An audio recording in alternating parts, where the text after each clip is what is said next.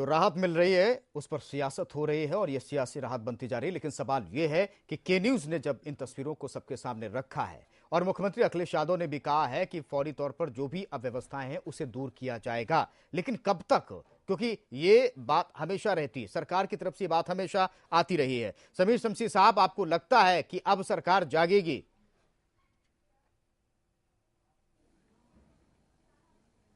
देखिए, ऐसा है, हम आपको बताएं, लखनऊ के अंदर जो है वो हमेशा शिया सुन्नी दंगे का एक मामला रहता था मुहर्रम में। उसमें जो है वो इस बार मुहर्रम शुरू होने से पहले ही ये बात लगने लगी थी कि साहब पूरे शहर में शिया सुन्नी दंगा होने का अंदेशा है। देखिए, फिर अगर सरकार ने भरपूर तरीके से एडमिनिस्ट्रेशन मैं सरकार की बात कर रहा हूं, आप फिर उसको बहुत ही व्यक्तिगत तौर पर लिए जा रहे हैं। मैं क्या कर रहा हूं कि सरकार कहां नाकाम है उसकी बात कीजिए। आप राहत शिविरों की मैं बात करता हूं, आप दो समुदायों में पीड़ितों को बांट देते हैं, नहीं होता। ये क्या है? सरकार की फेलियर वहां पर हुई, उसको मानते हैं। अभी हम लोग का कहने का मकसद सिर्फ यह है कि किसी प्रकार की राजनीति नहीं। अगर मानवता होती तो बीजेपी के लोग खुद खड़े होकर, डॉक्टर मनोज खुद खड़े होकर वहां लोगों को कंबल वितरित कर रहे होते। मानवता की बात तो यहां पे होती। अगर कहीं पर किसी भी वर्ग विशेष के लोगों के साथ अत्याचार हुआ है तो मानवता के नाते आप आगे आइए। आप ये क्यों सोच रहे हैं कि साहब वहां जम्मू में हुआ था इस वजह से यहां कर रहे हैं, वहां हुआ था इसलिए कर रहे हैं? सरकार को अभी अगर होश आता है और सरकार ये कोशिश करती है कि वहां पर जो लोग हैं उनके लिए मूलभूत सुविधाएं दी जाएं, उनके विस्थापित करने के लिए कदम उठाए जाएं, तो सच में सरकार का दिखाई पड़ जाएगा हमको हफ्ता 10 दिन के अंदर। अब ये मुद्दा सामने उठ के आया है। 10 दिन पहले, हफ्ता भर पहले हम लोग वहां पर मुजफ्फरनगर में प्रेस कॉन्फ्रेंस करके बात कह चुके हैं कि साहब सरकार की कान पे जूं नहीं रेंग रही है। अगर सरकार इस तरह की वो करेगी तो उसको खामियाजा भुगतना पड़ेगा बड़े पैमाने पे। और अगर ये सरकार हम बना सकते हैं तो ये सरकार गिरा भी सकते हैं। हमको सिर्फ और सिर्फ ये चाहिए है कि साहब जो भी लोग वहां पर हैं वो सर्दी से मर रहे हैं, जकड़ के मर रहे हैं, बीमार होके मर रहे हैं, उनके लिए किसी भी तरह की मूलभूत सुविधाएं वहां पर उपलब्ध कराई जाए फौरी तौर पे। तभी हम समझेंगे सरकार की नेक नीयति है और सरकार सही से काम करने के लिए जो है वो आगे बढ़ रही है। जी, अमीर हैदर साहब, हम तमाम राजनीतिक दलों की बात करें, वो भी इस मसले पर चुप रही सरकार की तरह से ही। यही बात कांग्रेस के सामने भी रही। कोई क्यों नहीं जो वहां लोग हैं उनके पास गया, उनके दर्द को जाना, उनकी मदद की? वो लोग क्या करें जिनके बच्चे हर रोज मर रहे हैं ठंड से?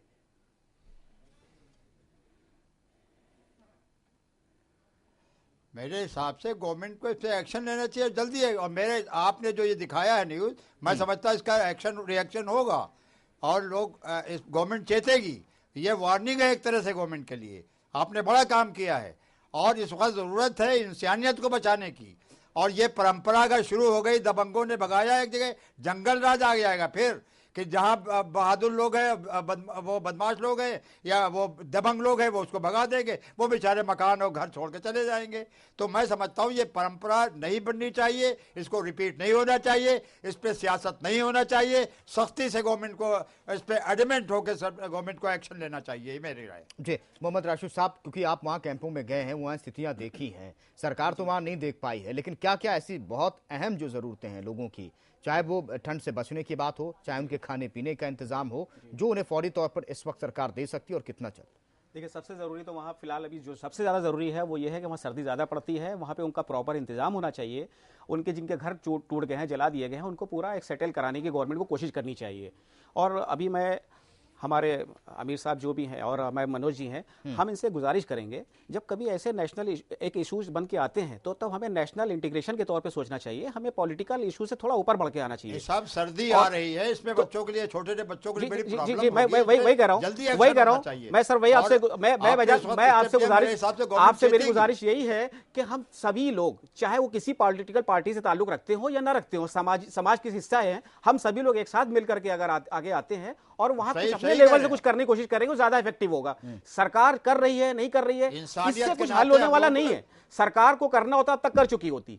सरकार डिले हो गया है। 25 लोग 50 लोग जो मारे जा चुके हैं वो वापस नहीं आने वाले हैं, बल्कि अब हमें भी आगे आकर के अपनी इंसानियत का एक सबूत देना पड़ेगा और हमें अपने सोच को बढ़ा करके आगे रखना पड़ेगा। वहां के लोग जो नीडी हैं, जो जरूरतमंद हैं, उनके लिए हम जो करना चाहें हमें करना चाहिए। सुनिए, और हम जितने भी पॉलिटिकल लोग, आप जो पॉलिटिकल पार्टीज हैं, आप लोगों से भी गुजारिश करेंगे एक इंसानियत के नाते थोड़ा सा इसको ऊपर उठ करके सोचिए। किसी पार्टी की बुराई से हमें कोई ताल्लुक नहीं है, किसी पॉलिटिकल पार्टी को हमें इंकरेज नहीं करना है। इलेक्शन का माहौल, इससे कोई मतलब नहीं है। आज मुजफ्फरनगर है, अगर यही हालात रहेंगे, अल्लाह ना करे कल दूसरा शहर भी हो सकता है। अगर हमें अपनी सोच नहीं बदलेंगे तो ये हालात दरबतर होते ही चले जाएंगे और हालात इतने बुरे हो जाएंगे कि हम दोनों का हम इंसानों में भी आपस में एक साथ रहना बैठना उठना मुनासिब नहीं रह जाएगा। तो इसको थोड़ा सा सोचिए। मनोज जी, अब आप सरकार से सवाल पूछेंगे के न्यूज पर इन तस्वीरों के चलने के बाद क्या कुछ आप कर रहे हैं, बताइए आप भी। सवाल पूछना पड़ेगा। नहीं पड़ेगा नहीं, आप पूछेंगे वही क्या? तो हम पूछ रहे हैं कि इस सरकार के आते ही दंगे क्यों शुरू होते, पहला सवाल। नहीं, आप हमेशा से पूछ रहे हैं, लोगों की आज हम बात कर रहे हैं। हम लोगों की बात करें, दंगों से पीड़ित तो आप लोग ये ही हो रहे हैं पूछेंगे ना। कि क्या मदद की गई है, मदद के बाद फिर आप सियासत की तरफ मत जाइए। कर रहा मैं ये कर रहा हूं कि ये विषय आया क्यों, आप इस पर नहीं जाना चाहते, आप सीधे परिणाम पर आना चाहते हैं। आपने अगर मदद नहीं करी तो ये भी तो आपकी लापरवाही है। जिन दंगे जो हुए और 100 दंगे से ऊपर हुए तो आप इसका मतलब सांप्रदायिक विभाजन चाहते थे और उसके कारण ये बच्चे जो मर रहे हैं इनके साथ भारतीय जनता पार्टी हमारी सबकी संवेदना है, लेकिन हमारी संवेदना करेंगे क्या संवेदना? हम बिल्कुल, हम लोग सत्ता में नहीं, हम लोग सद्भावनाएं दे सकते हैं उनके लिए। लेकिन सुनिए बात, आप पूरी बात सुनिए, पूरी बात सुनिए। लेकिन अगर चैनल पर, लेकिन अगर एक ही बात उठेगी दूसरी बात नहीं उठेगी तो कष्ट होगा। और जिस तरह से हम लोग दुखी हैं इस मामले से, लेकिन हमें कष्ट ये सम्मानित, सुनिए आप बिल्कुल राजनीतिक बात कर रहे हैं, हम सम्मानित नहीं किए।